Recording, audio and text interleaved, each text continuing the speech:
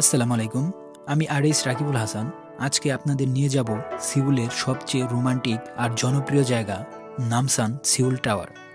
যারা কোরিয়াতে আছেন কিন্তু এখনও এখানে আসেননি, ভাই একবার হলেও এই জায়গাটা ঘুরে দেখা দরকার। শুধু ভিউ না, এর মধ্যে আছে ইতিহাস, ভালোবাসা আর এক টুকরো শান্তি। নামসান টাওয়ার বা সিউল টাওয়ার শহরের প্রায় মাঝখানে একটা পাহাড়ের উপর অবস্থিত। নামসান মাউন্টেন, হাইট প্রায় বা উচ্চতা 236 মিটার।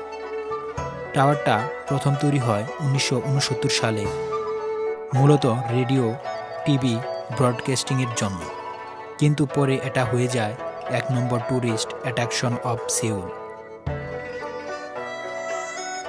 টাওয়ারের টপ থেকে পুরো সিউল শহরটা দেখা যায়, দিন হোক বা রাত। ভিডিওটা এক কথায় অসাধারণ।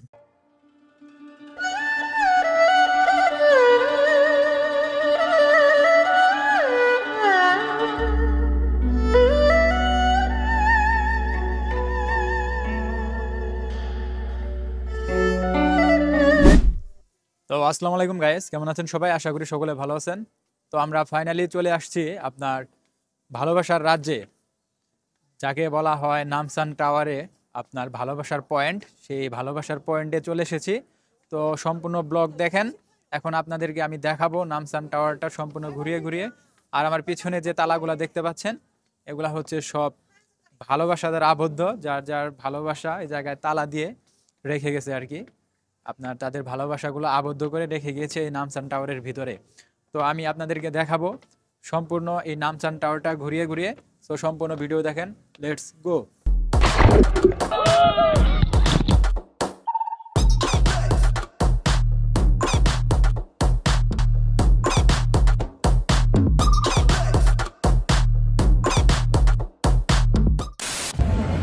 Welcome to Namsan tower. টাওয়ারের টপ থেকে পুরো সিউল শহরটা দেখা যায়, দিন হোক বা রাত।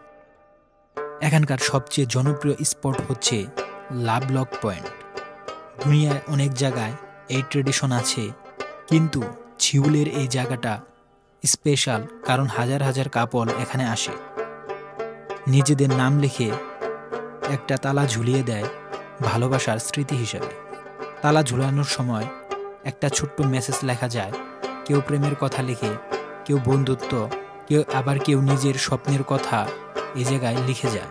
টাওয়ারের চারপাশে অনেক কিছু এক্সপ্লোর করার মতো জায়গা আছে, যেমন নামসান হানক ভিলেজ, সিউল অ্যানিমেশন সেন্টার আর নামসান কেবল কার। এছাড়াও রাতে টাওয়ার ইলুমিনেটেড হয়ে যায়, আলো বদলায় সিজন অনুযায়ী, তাই রাতের এক্সপিরিয়েন্স আলাদা। হিস্টোরি বললে এই টাওয়ার কোরিয়ানদের জন্য একসময় ছিল মডার্নিটি এর সিম্বল। সিউল শহর যত বড় হয়েছে, টাওয়ার যেন তার চোখ হয়ে গেছে। এখন কথা হচ্ছে আপনি এই জায়গায় কিভাবে যাবেন। আমি প্র্যাকটিক্যাল পার্টে কিছু কথা বলবো আপনাদের। এই জায়গায় মূলত কিভাবে যাবেন A to Z ইনফরমেশন দেব। আপনি সিউলের যে সাবওয়ে লাইন আছে, মেট্রো, সেই লাইনের 4 নাম্বার লাইন ধরে নামতে হবে মিয়নডুং স্টেশনে, এক্সিট 3 বা 4। সেখান থেকে আপনি নামসান কেবল কার স্টেশন পর্যন্ত হাঁটতে পারেন প্রায় 10 মিনিট। তারপর কেবল কার ধরে সরাসরি টাওয়ার পর্যন্ত উঠতে পারবেন। চাইলে হেঁটে উঠতে পারেন, পাহাড়ি পথ, কিন্তু মজা আছে। আপনি স্টেশন থেকে 2 বা 3 মিনিট হাঁটলেই বাস পেয়ে যাবেন। এ জায়গায় মূলত নামসান টাওয়ারের কাছে বাস চলে যাবে।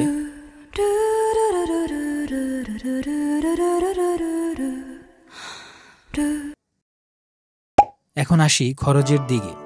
কেবল কার টিকিট প্রায় 15,000 উন, 2 দিক মিলিয়ে।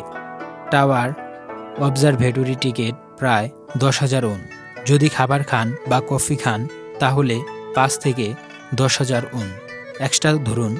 মোটামুটি 25 থেকে 30,000 উনের মধ্যে পুরো একদিন এনজয় করতে পারবেন। আরেকটি কথা হচ্ছে, কোথায় থাকবেন এই নামসান টাওয়ারে এসে।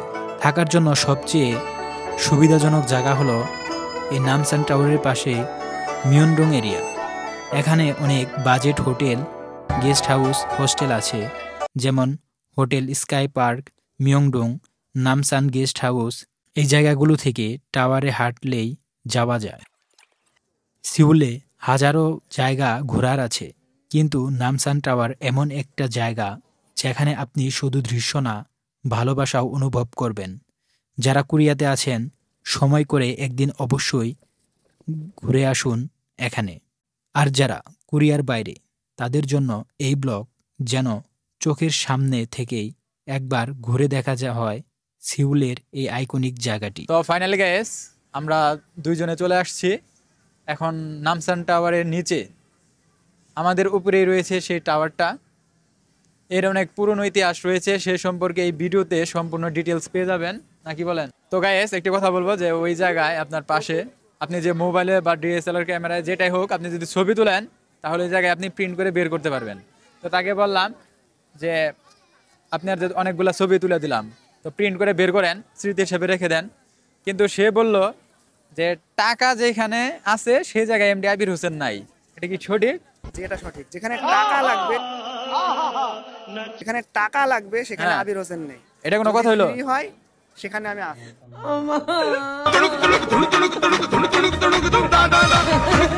তো গাইস, এখন আমি এই নামসান টাওয়ার সম্পর্কে আরো কিছু তথ্য শেয়ার করব আপনাদের কাছে। প্রথমে এর নাম ছিল সিউল টাওয়ার, পরে 2005 সালে সিজে কর্পোরেশন এটি সংস্কার করে নতুন রূপে উন্মুক্ত করেন এবং নাম পরিবর্তন করে দেয় এন সিউল টাওয়ার, যেখানে এন মানে নামসান, আবার একই সাথে নিউ নেচার নামসান এই তিনটি প্রতীক হিসাবে ব্যবহৃত হয়। এর বিশেষ আকর্ষণ হচ্ছে লাভ লক্স পয়েন্ট। টাওয়ারের নিচে ভালোবাসার প্রতীক হিসেবে শত শত জোড়া প্রেমিক প্রেমিকা তালা ঝুলিয়ে রাখে। এটি এখন টাওয়ারের সবচেয়ে জনপ্রিয় অংশ।